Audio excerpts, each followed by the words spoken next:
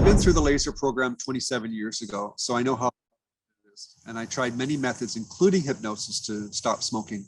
Hypnosis did not work for me at the time, and either did a bunch of other methods that I tried.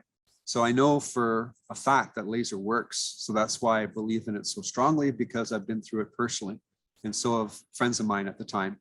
And not to mention, we've treated 27,000 clients successfully since 2005.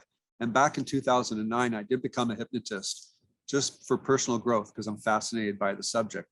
But I've never felt the need to hypnotize our clients or give them a tape to bring home to listen to, because the laser is all you need. The laser is going to raise the happy chemicals so that you can go through the 72-hour withdrawal successfully. And then there's no physical desire for a cigarette.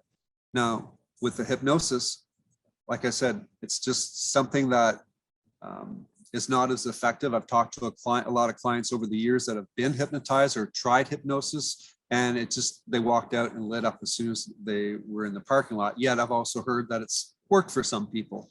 So, but just going by my personal experience, laser therapy is the way to go. I've been a client, I know it works. So I believe the laser is much more effective overall than hypnosis for stop smoking.